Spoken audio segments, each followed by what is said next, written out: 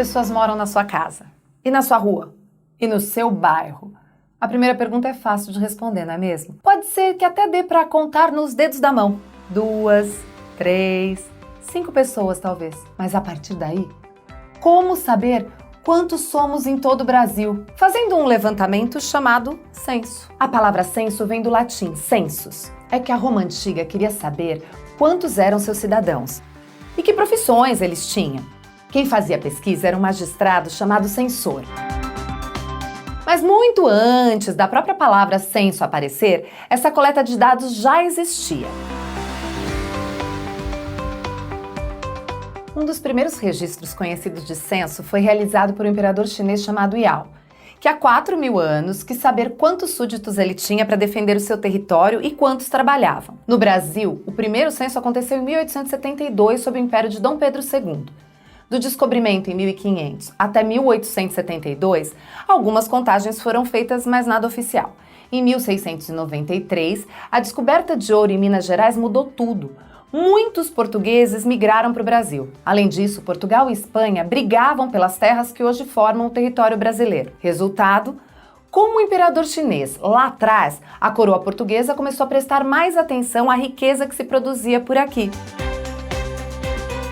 Porém, só em 1846, 150 anos depois da descoberta do ouro por aqui, é que o Brasil definiu que iria fazer o censo. Mas o dinheiro necessário para tanto só foi liberado mesmo em 1850. E aí ficou acertado que o censo aconteceria em 1852. Ufa!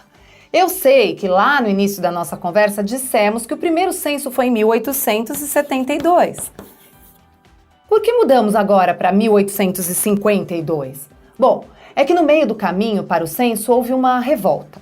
Foi assim: no mesmo ano em que o dinheiro do censo foi liberado, 1850, a Lei Eusébio de Queiroz proibiu o tráfico de escravos em terras brasileiras. Então, quando anunciaram que iriam fazer um censo onde cada família teria que dar, entre outras informações, o nome das pessoas, a idade delas, se eram livres e se eram ex-escravizados e que profissões tinham, muitos pensaram que esses dados seriam usados para escravizar os pobres e analfabetos.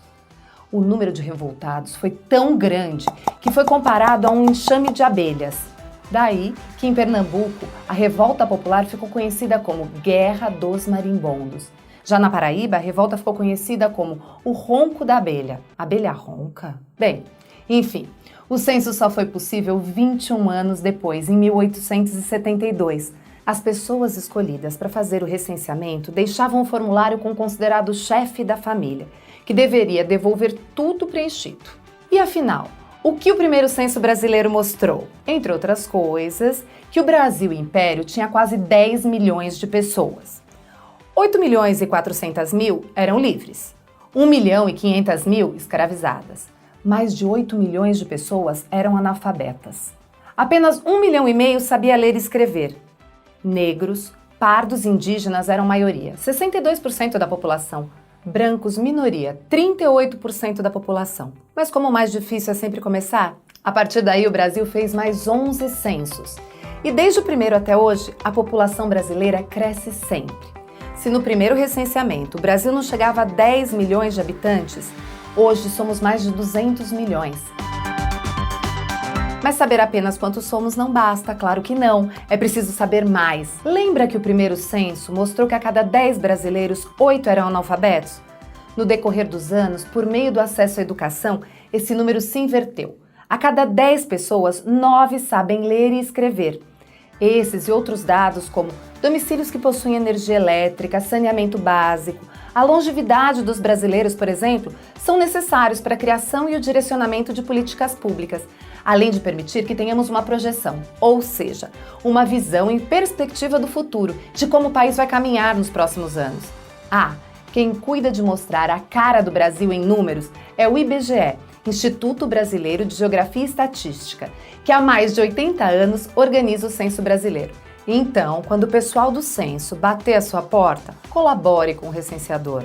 Lembre-se, suas respostas são super importantes também para construir nossa história. Até mais!